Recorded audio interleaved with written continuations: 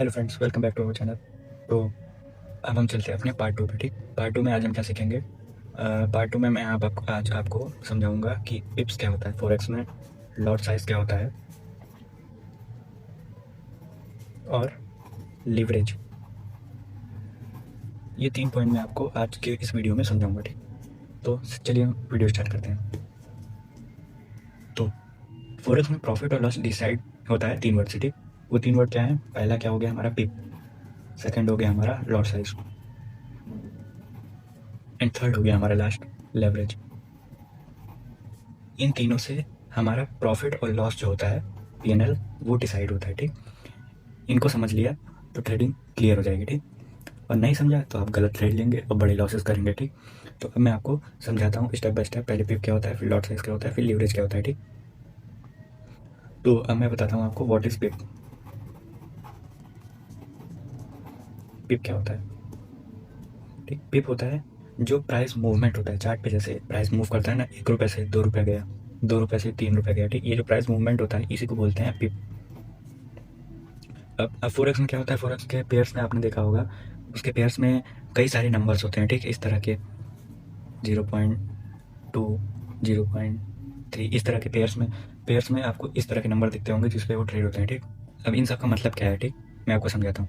अब एग्जांपल के लिए आप मान लीजिए यूरो यूएसडी का पेयर लेते हैं। अब यूरो यूएसडी का पेयर कैसे चलता है, उसका प्राइस हम एग्जांपल के लिए 50।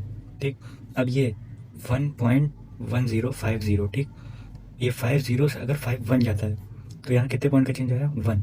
ठीक, 1 पॉइंट का क्या है, डिफरेंस है। तो ये क्या हो गया हमारा, एक पिप। नहीं समझना है, फिर क्लियर करता हूँ। डेसिमल ये हो गया जो पॉइंट के इस साइड है। ठीक, डेसिमल के बाद के 4 अंक जो हैं, ये इस जीरो में अगर कुछ भी चेंज आता है 1 2 3, तो वो होगा हमारा पिप। ठीक, अगर 1 से 2 गया 2 पिप।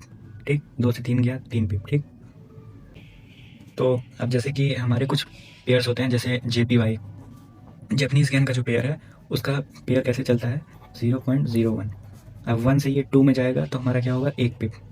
1 पिप का डिफरेंस हुआ ना, 1 से 2 में ट्रैवल किया इसने, तो 1 पिप का हमारा डिफरेंस होगा। ठीक, अब एग्जांपल से मान लीजिए हमने लिया USD JPY का पेयर, USD JPY। अब इसमें इसका पेयर का ऐसे चलता है 1.5.20 से अगर ये जाता है 145.21, तो 0 से 1 ट्रैवल किया तो उसने क्या किया, 1 पिप का यहाँ पे डिफरेंस हमें देखने को मिला। ठीक, ये 145 पॉइंट से 20। ठीक, ये ये USD JPY का प्राइस मान के चलिए एग्जांपल के बेस पे चल रहा है। ठीक, अगर ये यहाँ से यहाँ पे ट्रेवल करता है तो बीच में हमें क्या, वन पिप का, ठीक, 1 पिप का मूवमेंट दिख रहा है, तो हमारा क्या होगा, 1 पिप का डिफरेंस। ठीक, ठीक, ये होता है पिप।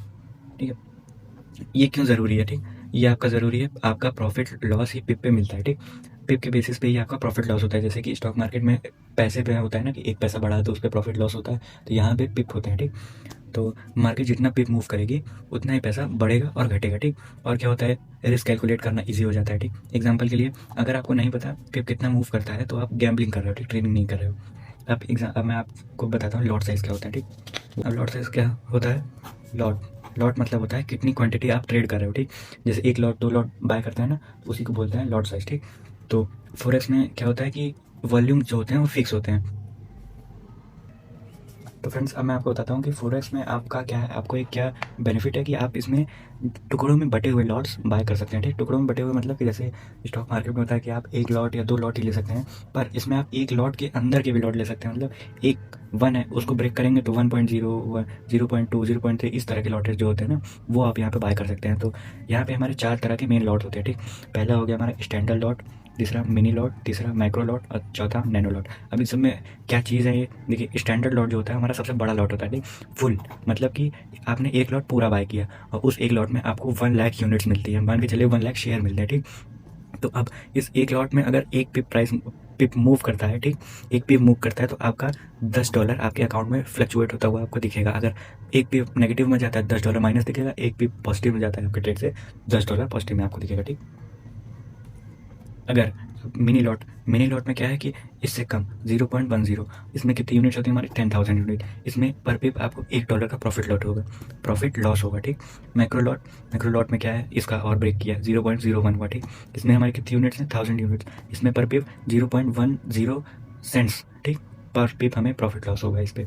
एंड नैनो लॉट जो है उसमें हमारा 0.001 पे 100 यूनिट्स हमारी मिलेंगी हमको, जिसमें हमारा प्रॉफिट होगा पर पिप 0.01 सेंट्स। ठीक, तो ये है हमारे पर पिप मूवमेंट, इतना यूनिट्स इस लॉट में आता है। ठीक, अगर एक लॉट खरीदते हैं तो उसमें इतना, 0.10 खरीदते हैं तो उसमें इतना, 0.01 खरीदते हैं तो उसमें इतना। ठीक, और उनके बेसिस पे पर पिप आपको कितना प्रॉफिट लॉस होगा वो यहाँ पे दिखाया गया है। ओके, अब लॉट साइज का रूल क्या होता है? बड़ा लॉट बड़ा प्रॉफिट, ठीक, छोटा लॉट छोटा प्रॉफिट।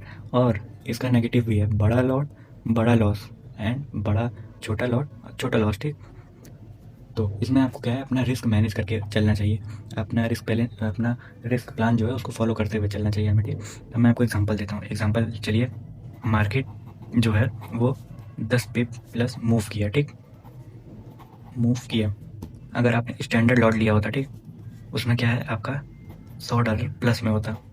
मिनी लॉट लिया होता आपका $10 प्लस में होता। एंड वहीं पे आपने अगर मैक्रो लॉट लिया होता वहाँ पे आपका $1 प्लस में होता। समझ रहे हैं आप? प्रॉफिट लॉस आपके लॉट पे ही लॉट पे ही निर्भर करता है। ठीक, अब उसके बाद यही चीज़ हमारी लॉस के साथ भी होता है। ठीक, प्रॉफिट अगर ऐसे हो रहा है तो लॉस भी हमारा ऐसे ही होगा। ठीक, अब नेक्स्ट हम चलते हैं लिवरेज हमारा क्या होता है, फाइनल और थर्ड पॉइंट। ये हमारा 2 था, अब थर्ड पॉइंट लेवरेज। अब लेवरेज से हमारा क्या मतलब है? मतलब कि जो ब्रोकर से हम पैसा लेके ट्रेड करते हैं वो हमारा पैसा नहीं है। ठीक, हमने उधार लिया है। ठीक, उधार, और वो जो उधार हम लेते हैं उस पर हम छोटा सा इंटरेस्ट भी देते हैं ब्रोकर को। ओके, इसका मतलब है कि अगर हमारे पास 10 रुपये है ना तो हम लेवरेज लेके 100 रुपये का ही ट्रेड कर सकते हैं। ठीक, अगर हमारे अकाउंट में 50 रुपये है तो हम लेवरेज का यूज़ करके 50,000 तक का भी ट्रेड कर सकते हैं। ठीक, ये हमारा ब्रोकर हमको प्रोवाइड करता है, और लेवरेज से हमारे प्रॉफिट भी ज़्यादा होते हैं और लॉस भी उसी हिसाब से ही होता है। ठीक, तो मान लीजिए आपके पास 10,000 रुपये है ना, तो उससे आप 10 लाख की भी ट्रेड कर सकते हैं। एग्जांपल के लिए मैं आपको समझाता हूँ।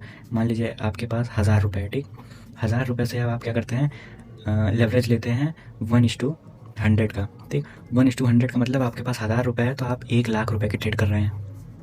ये आपके अकाउंट में पैसा नहीं है, पर आपने लेवरेज लेके इस वैल्यू का ट्रेड बाय कर लिया है। ठीक, बाय ऐसा कुछ भी कर लिया है। ठीक, अब लोगों का क्या सोचना है कि लेवरेज हाई है तो प्रॉफिट भी हाई है, लेकिन लेवरेज हाई है तो अकाउंट खाली होने का भी चांस बहुत हाई है। ठीक, तो मिनिमम आपको क्या करना चाहिए, 1:50 1:60 इसके बीच में ही रहना चाहिए, मेरा मानना यही है।